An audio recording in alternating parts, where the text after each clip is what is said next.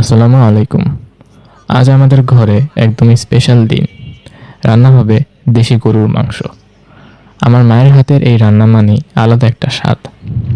তাই ভাবলাম আজ আপনাদেরও দেখাই কিভাবে মা ধীরে ধীরে এই মজার রান্নাটি তৈরি করেন। চলুন শুরু করি। প্রথমেই মা একটি খাঁচা, বটি আর পানি ভর্তি গামলা নিয়ে খাটের উপর কাপড় বিছিয়ে বসে পড়লেন। তারপর হাতে নিলেন কিছু টাটকা পেঁয়াজ। ধীরে ধীরে নিপুণ হাতে পেঁয়াজ কাটা শুরু করলেন।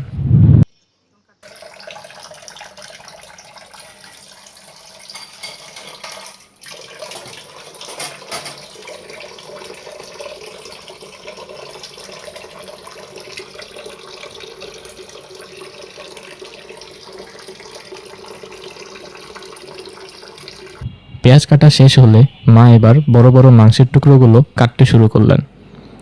আমরা চুপচাপ দাঁড়িয়ে দেখতে থাকলাম।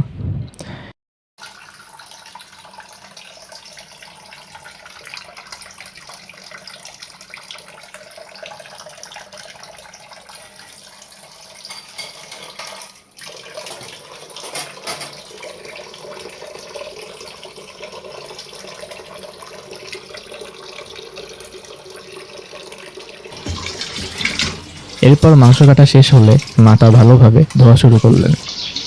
পরিষ্কার পানির নিচে প্রায় 2 থেকে 3 মিনিট ধরে কচলিয়ে কচলিয়ে মাংস ধুয়ে একদম ঝকঝকে করে ফেললেন।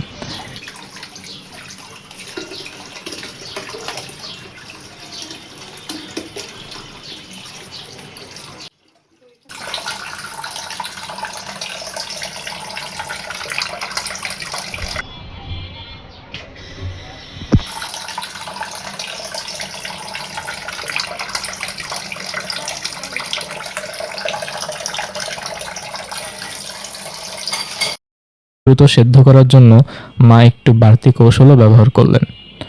লবণ, তেল আর নানা রকম মশলাপাতি দিয়ে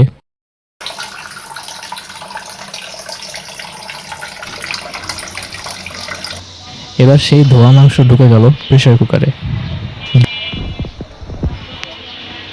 খুন্তি দিয়ে ভালোভাবে নাড়তে লাগলেন। ধীরে মশলার গন্ধ ছড়িয়ে পড়তে লাগলো পুরো ঘরে।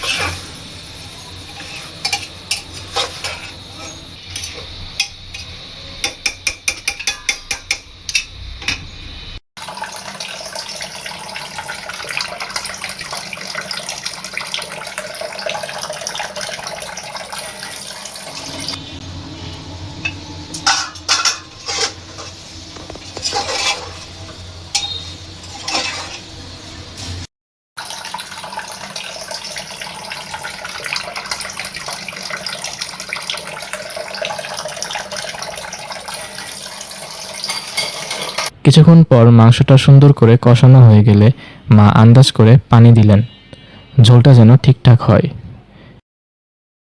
কি দারুণ ঘ্রাণ!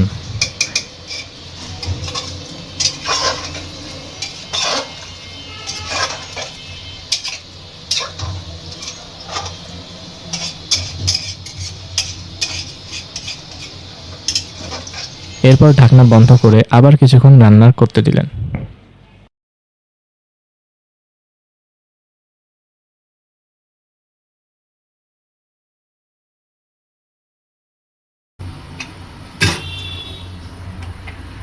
শেষে মা হাসিমুখে বললেন, হয়ে গেছে।